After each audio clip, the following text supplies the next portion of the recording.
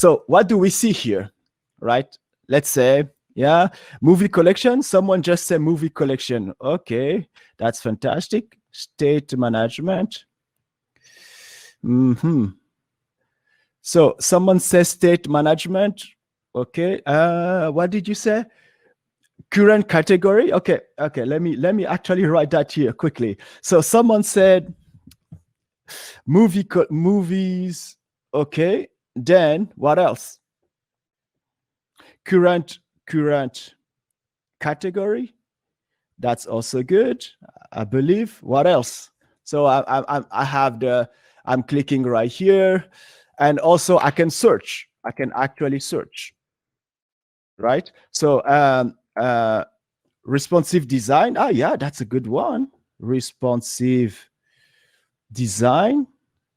So you're basically talking about UI things, right? Samuel just says the search term. That's pretty good. Search term or search param. That's good.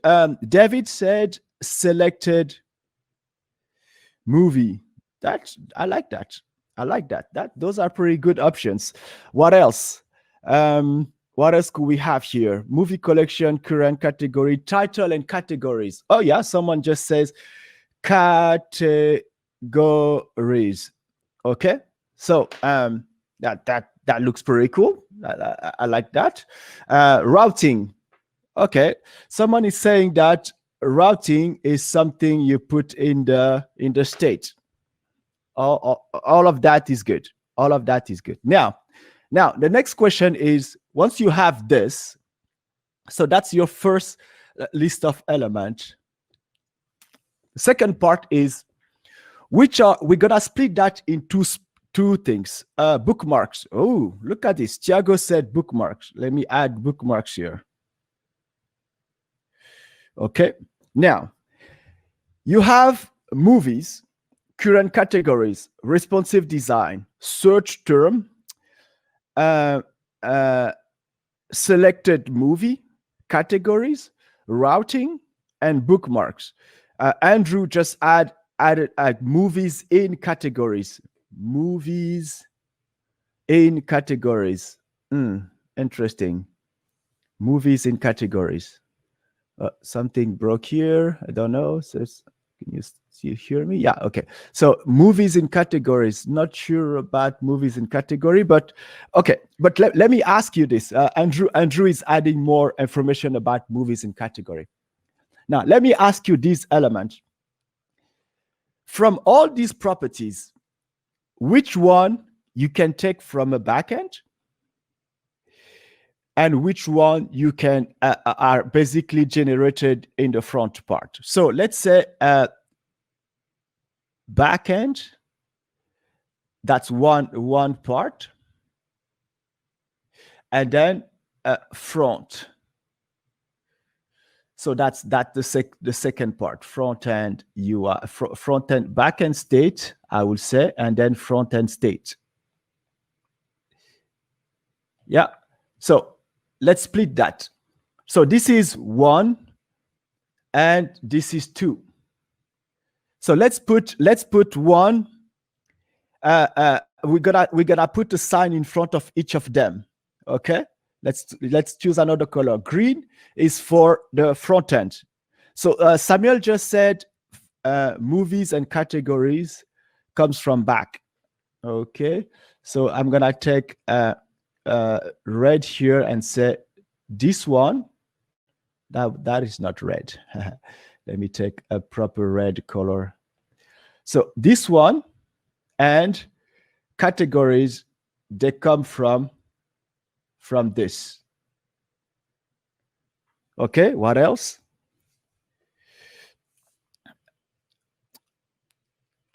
Nice. See, someone just did that from us right there. So that's pretty good. And then I have these other things that says current goes here, responsive goes here, search term goes here in a way, selected movie. Someone said selected movie. Where does that go? selected movie front. Kev say front. Selected movie will go on the front. Okay. And then routing. Someone say routing. Give me that. Front, routing front. Okay. How about the bookmarks?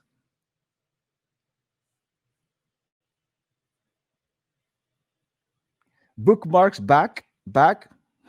Okay, fantastic.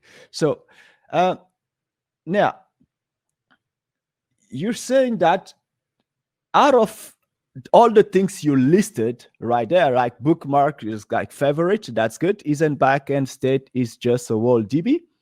Thank you, Andrew. That's basically the idea. So here you're saying that this is like the database in the way, right? The things that are in your database. And this other part is the things basically that you manage in your UI. Okay. Now, but most of you, what you do in your project, you're going to make an HTTP call to get movies, categories, and bookmark. And then what you do, you store that in the store on the front part, right?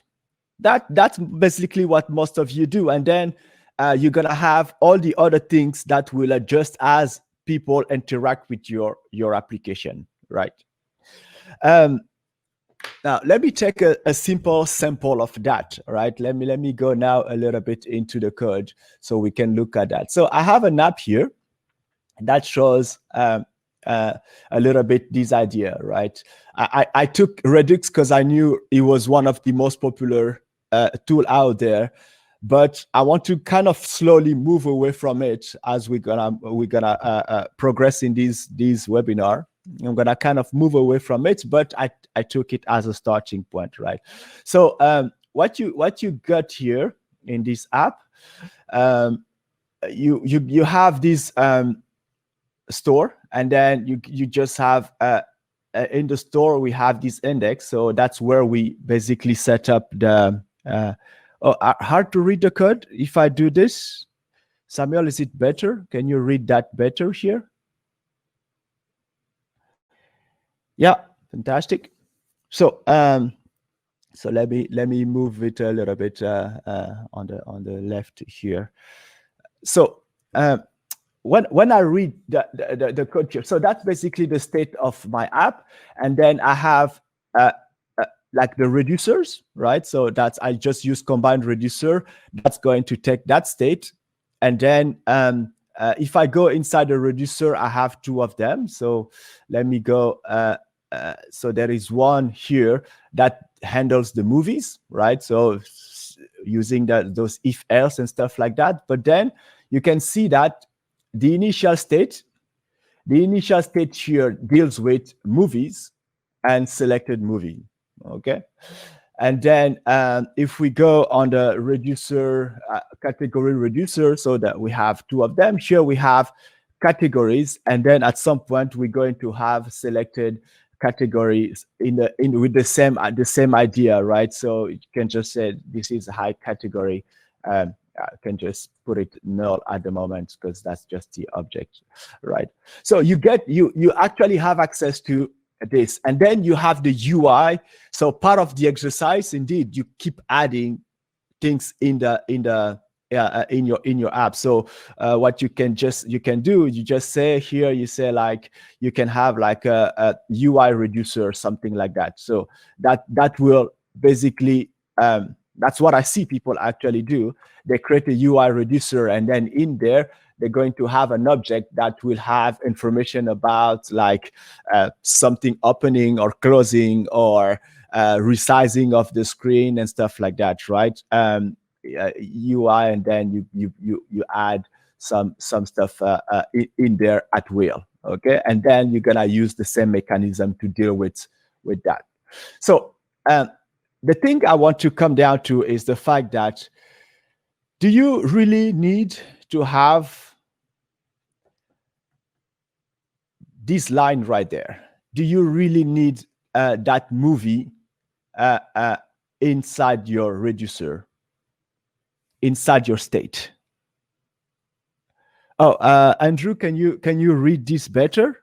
Sorry, can you just tell me if you can read this better? Yeah, fantastic. So the point here is to my question here is to ask, do you need this element right here?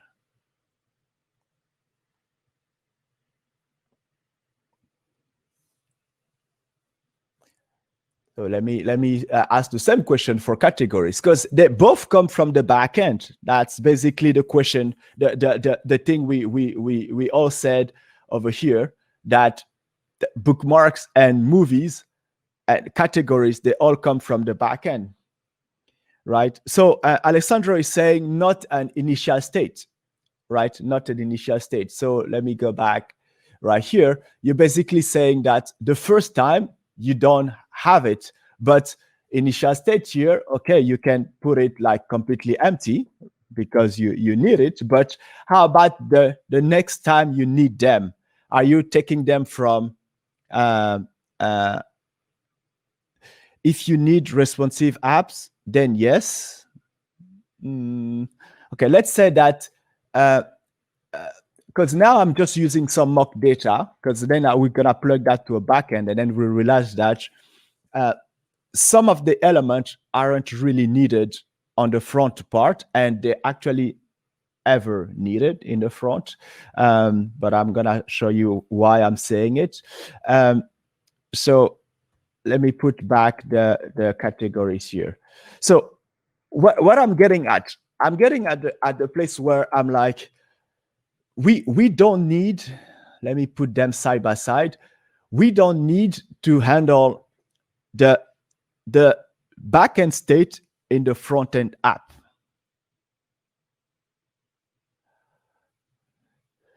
Okay, so Niels just handle put the question saying like, no, not even the question. Niels is saying, yes, you need to store your data somewhere, or we'll be requesting every 5 seconds to the backend. That's pretty good. That is a good point. And that is why basically all of you do this. You put it somewhere, and then you end up having a front-end app with a lot of states that are basically, that mimic your backend. Because you will say, I don't want to make all the calls from the backend, right? And request that from the backend. So one of the things you're saying there is like, if you don't go to the backend, you're actually using the front end as a cache mechanism. Could we agree on that? We're basically saying front end as a cache mechanism. That's what it is, right? It's a cache mechanism. So now one of the should EMB store is incorporated at once in the app? No, that's the thing. That's one of the best thing the backend technology showed us is the fact that caching is a mechanism that works well in the backend. It was designed for many years already. It's there. The backend can do the caching for you and can do that really efficiently. You have tools like Redux and things like that that can do caching really well for you. So that trip back and forth is basically, so it's the cost. It's probably, you will think in terms of cost of data, obviously, but that round trip, you can manage that in a certain way. So there are technology like Apollo client and Apollo server that will automatically do that caching for you, so you don't have to basically create this kind of store.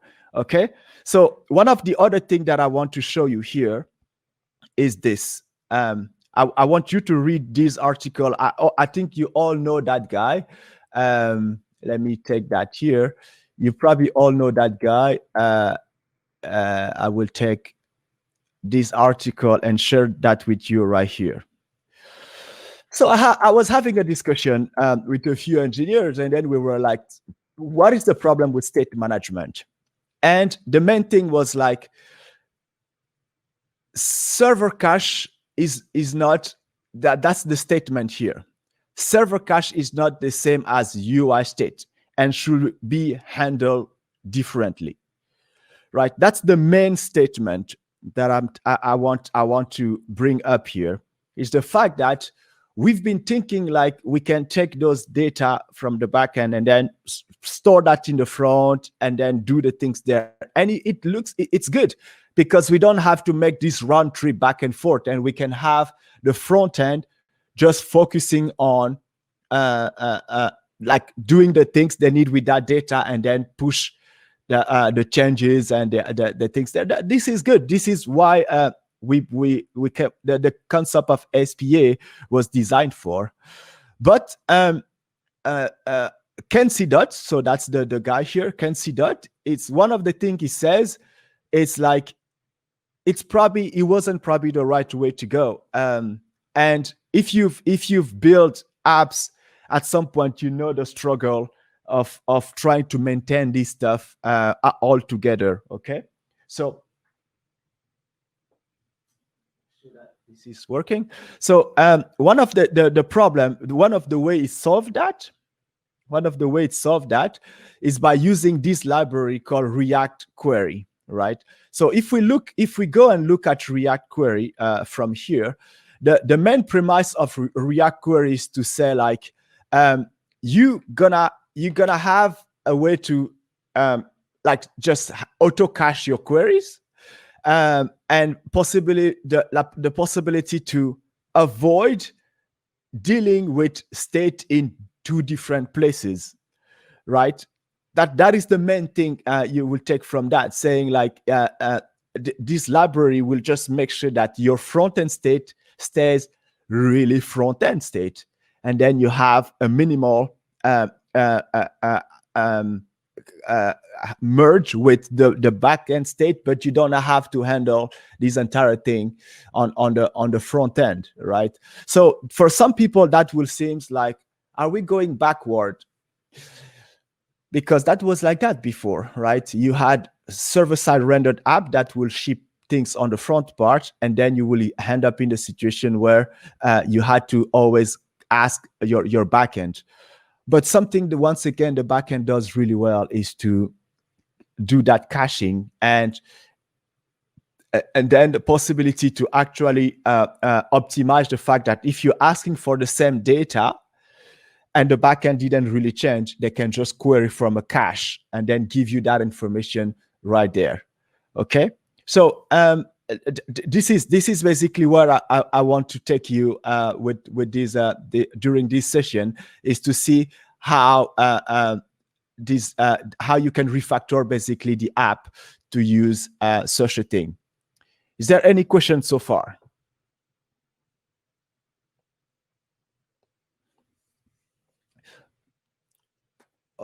Okay, so let's do this.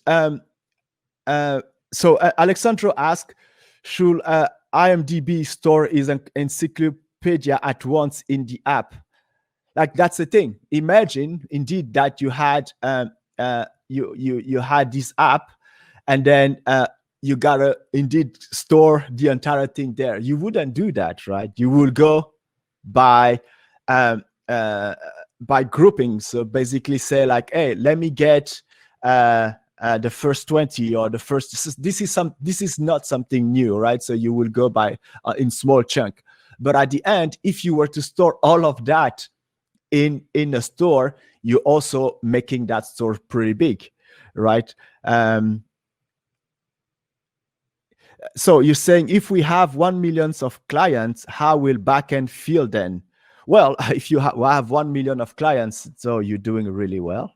So that's one thing, okay? But if you have 1 million clients in the backend, yeah, the point there is like, you only have a set of them at the same time that you need in your app.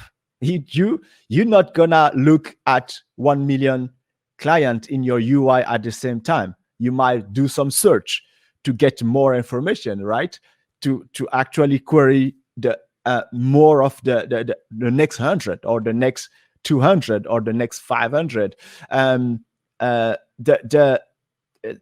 you will be using caching mechanism obviously to optimize that, right? And yeah, and oh, okay. So you're saying if we have 1 million of clients and all of them do search. Oh, okay. That's a good one. Okay, that's a good one. So here is the scenario. What you're saying there, Andrew. I'm actually answering the question of Andrew in the chat. So you're saying that there's 1 million of you making the queries right there. Okay. So let's assume that we go on. Yeah, all of you are making a search here. You're looking for cure or whatever, what, right? You're looking for information on this website. So what you're saying there is like we should store the movies on the front end part, right? And then we make we push them, we make we store things on the front end part, and then you will make the queries from there. I wouldn't do that, right? I wouldn't do that. I will still rely on the fact that if you make a query, and that's not new. There is a concept called memoization, right? If you make a query, and that one of the things GraphQL React Graph does, it's like if you make a query, it will take that query and cache it. So if once you get the data, it will basically cache that result and be able to return you that information every now and then. And then at some point, just disable that cache because you might need some new data because some data were added in your backend, right? So the main problem is how do you keep them in sync? Because what you're saying there is, let me get all the movies on the front, and then let's make sure that people, when they do the search, they're doing the search directly on the front part. I wouldn't do it that way. I really wouldn't do it that way. Okay. Yeah, the blocking thing with this kind of webinar is it's one-sided. You can only type, but you cannot really interact by talking. So I need to show you more code, obviously, so you can have a sense of what I'm talking about here. Yeah, we cool. Yeah, I think what I'm saying there is it's something that can be difficult for some people because it feels like you've been doing Redux or Mobx, and all of that give you an immense productivity and makes things easier for you to manage in your app. But what I'm trying to say there is, yes, they're good, but not all the state should be there.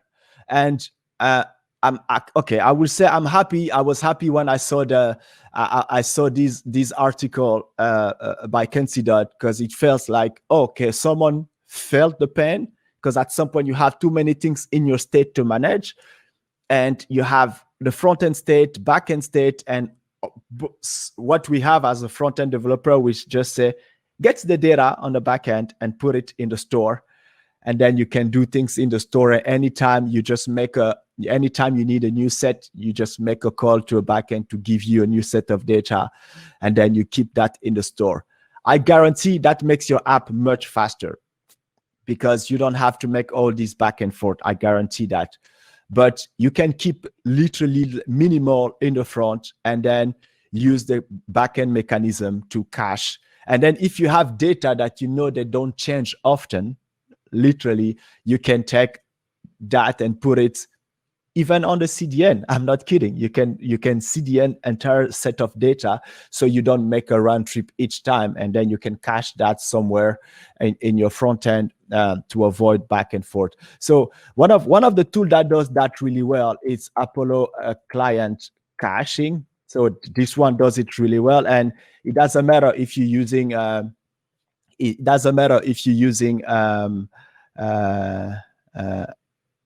yeah, I mean, GraphQL server, that's Alessandro, we're just talking right there, same thing, right? It's basically this idea of saying like, it will be able to implement some caching on the front part, But then if you leverage GraphQL server, you will be able to indeed have some like this pair of things. So let me take JavaScript right here.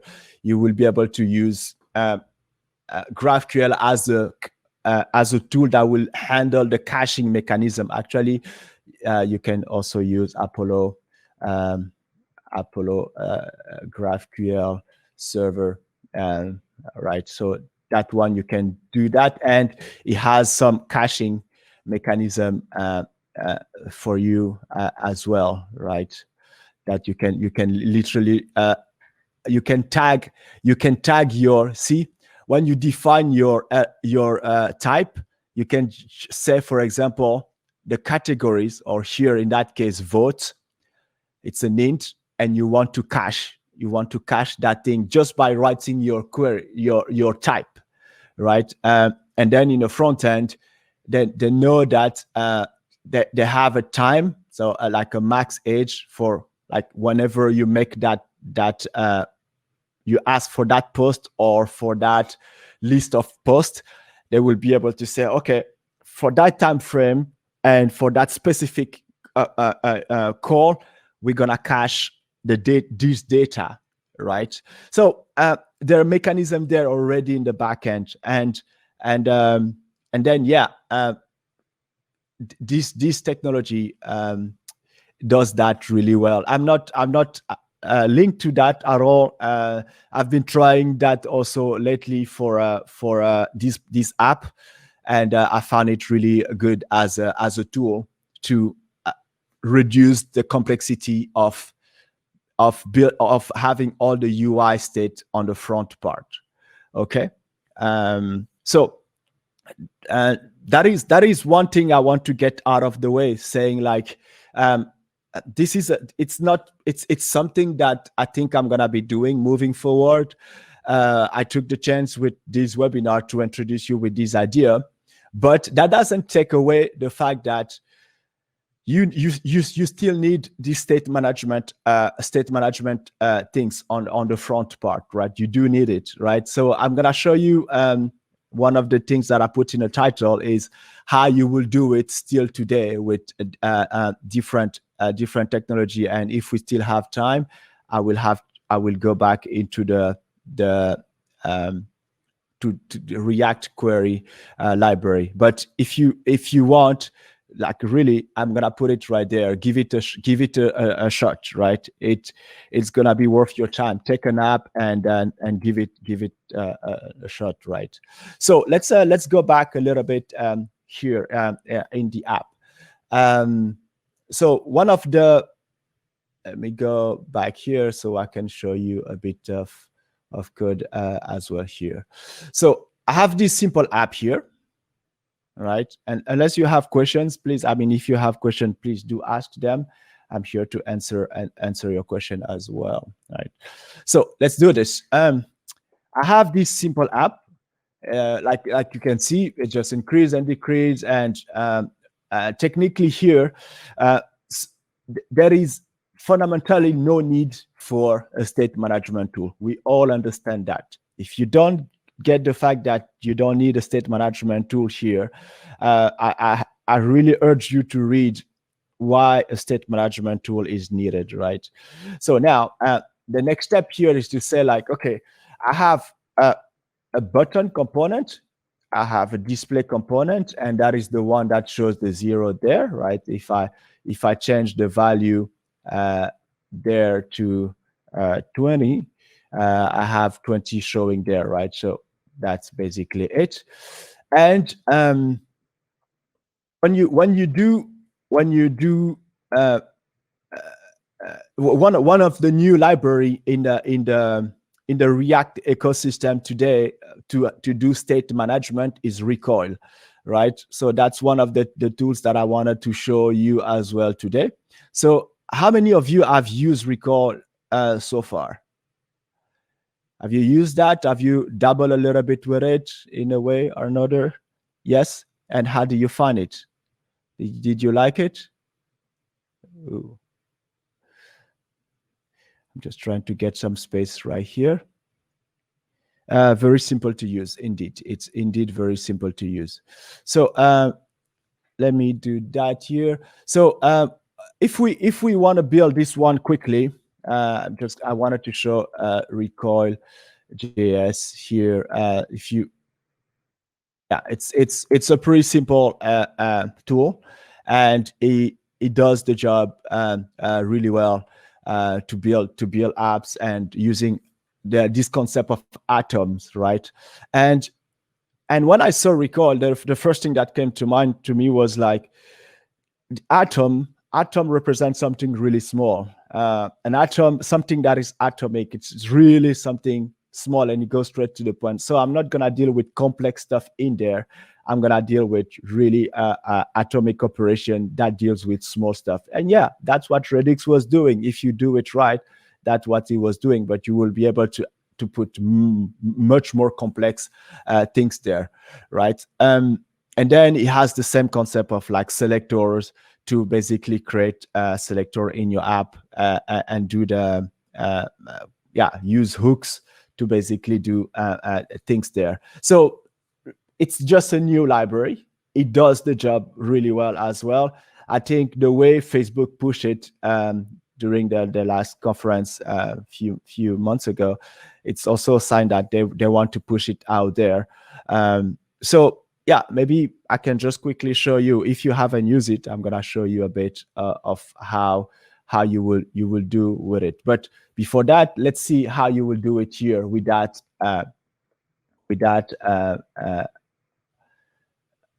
Recoil. So if we take this app, we're going to do the usual use state. So I'm gonna go here. So for people that never used that, so I'm just gonna say, so I'm gonna use use state here for the first for this first scenario, and we're gonna say like we start with 10. So here we're gonna have a counter, like our count, and then I will just call that set count, right? So I'm using something really familiar. It should be familiar to you right now, okay? So, and then here, instead of that, I'm just gonna return count. So we should see 10 on the right? If you can see it here, we should see 10 on the right. And now we want to be able to update the count. So here, I'm just going to say, whenever someone click on it, I'm just gonna call set count. And then I will just say +1 here, right? I believe that's the way it will work. So if I go here and then increase, it does work. And same thing for that one. Yeah, so I can also do set count, and then I will say count -1. Okay.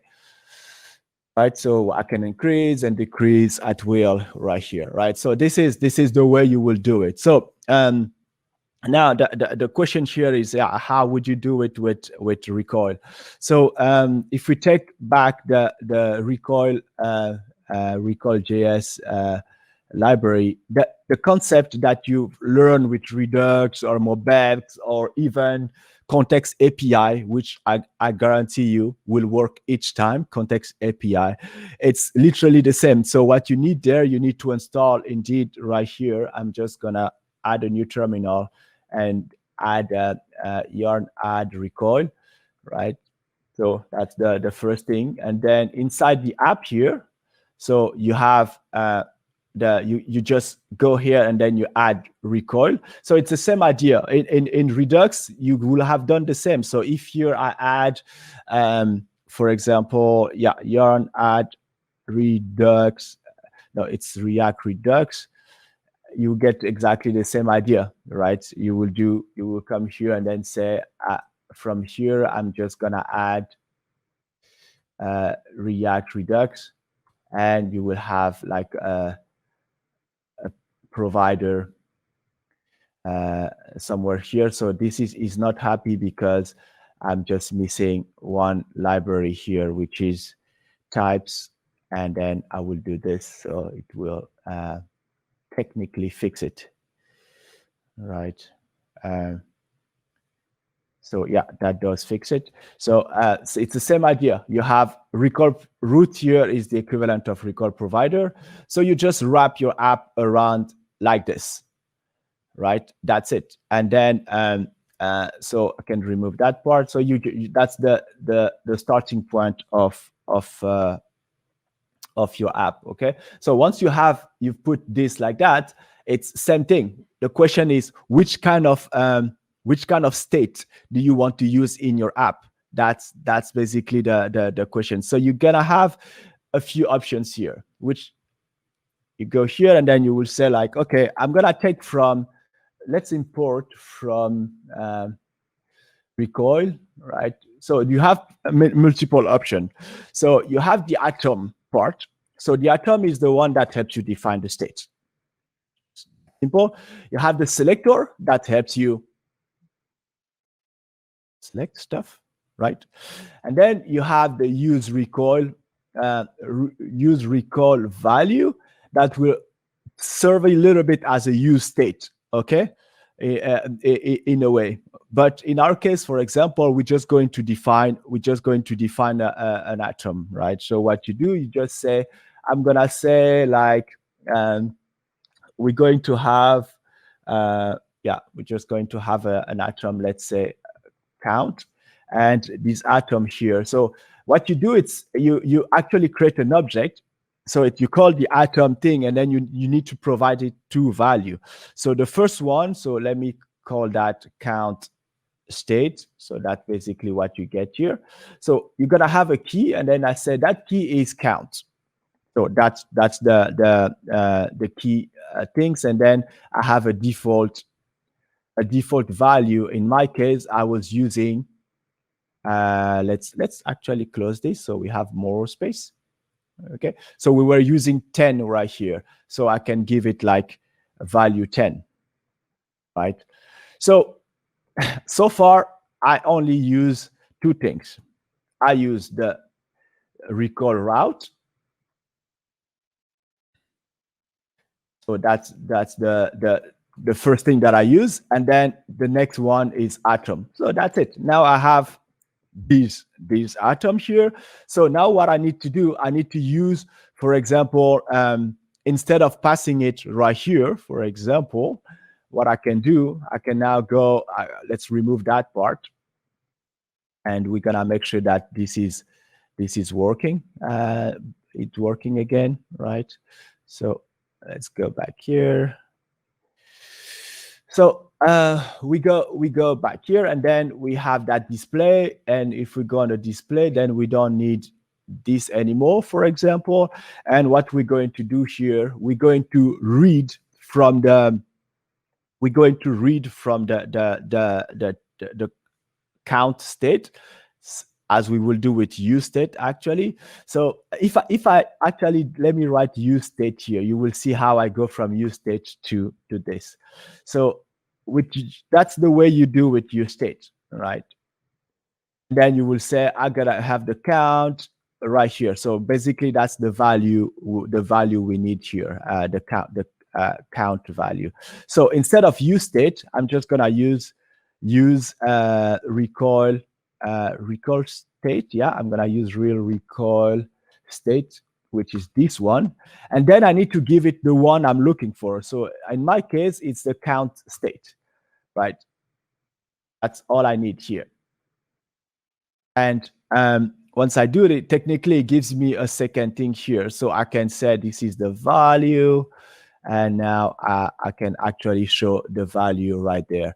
So it's kind of minimal. If I take it again, I just did this, define my state, which is really minimal. I gave it a default value of 10. So if you set 20 here, we're going to see 20 on the right. And then right here, now I can then say like, I want to use this value right here. Okay. Does that make sense? It's really very simple to use, as was mentioned already. So now you will say like, okay, so now how can you update values in it, right? So because now we can click, but we don't have anything really really happening there? Well, if you've used use state, you should be at ease here by just saying, like, you take, for example, this one, and then what we're going to do, let's pass that as a props. So I'm just gonna put it here. So from count state, I have this first one that I don't need in a way, and I'm just gonna call set count here. And then here you can go back and say, like, yep, sorry, let me do this. Wow, stay here. Something broke. Yeah, let's fix it. One more. And now you can remove this and then set count. And then you just say count, which, oh yeah, actually here we can use that value because we have it. So we can say count +1. And same thing right here. So let me copy this and then move it right here. And then we can say -1 here. Okay. So if I do this, I should see my app is still working really well. Okay. So going from one to the other, that will basically give me a better way to handle. I mean, it's literally the same thing when you think in terms of the syntax, but the only difference is, like, use state, indeed, it just it deals with local state right there, and then use Recoil will make it available outside following the same kind of concept there. Okay, so then you have a possibility to build like selectors and write a little bit of logic behind the way you change a state. So that's also possible, but yeah, really minimal. Any question? Any questions so far?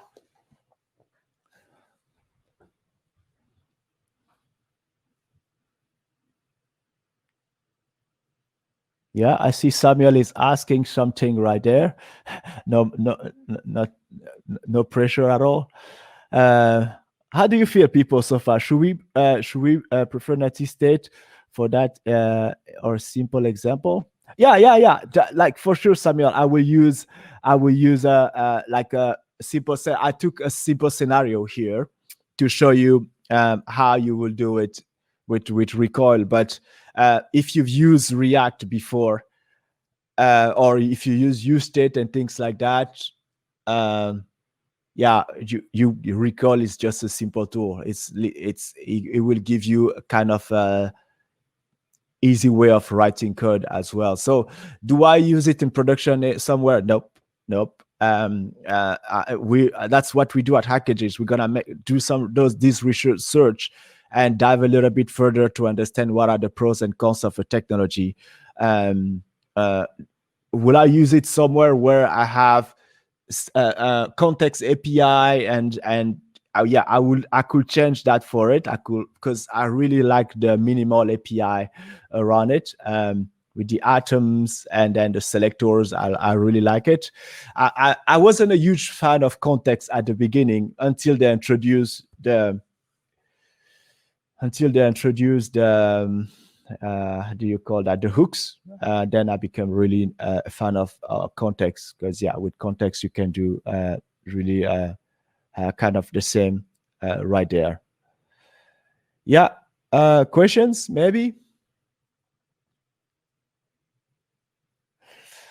Okay, so let me quickly do a plug there. So if you, there is this, so we build this platform where you can actually learn, how to build application with React, Angular, or many other tools following a TDD approach.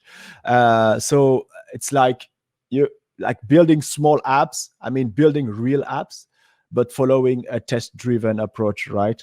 And if you're interested to learn more about React, the React graph there, you can just go here, and in the coming days we'll make sure that we publish one of a set of exercise there, and you will see the value of that. But here is my question: would you want me to do an entire webinar where we just explore that way of working fully, or would you want to probably see like just a video that shows you that, or what will be the options there, or like an entire workshop to show how you will move from like a huge React app to using this approach?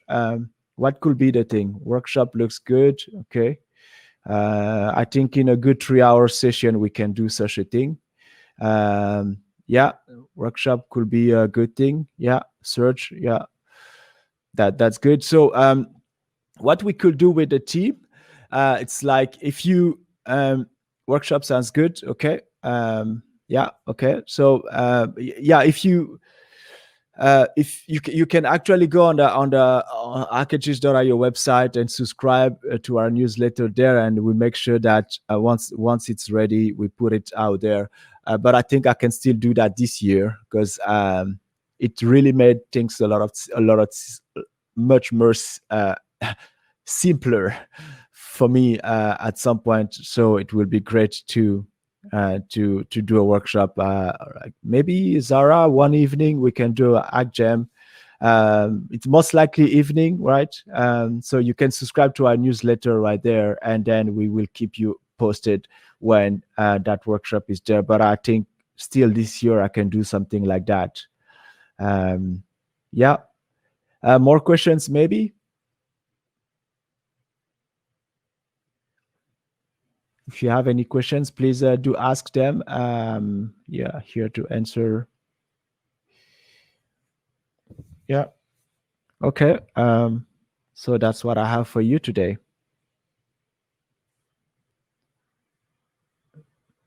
Thank you for your time. I wish I can. I wish I can do. I can show you more, but gotta go back to build some features right there. Yeah. Thank you, Samuel. Yeah. Thanks, David. So yeah, people, have a good day. Keep hacking, and we're going to see you next time. So we have a hack jam I mean every 2 weeks basically in a way, and November is gonna be busy. So subscribe to our newsletter, and it will be great to have some feedback. So we share with you a type form here where you can give us some feedback on what we can improve moving forward. But that would be great to have quite some feedback there. Cool. Bye, people.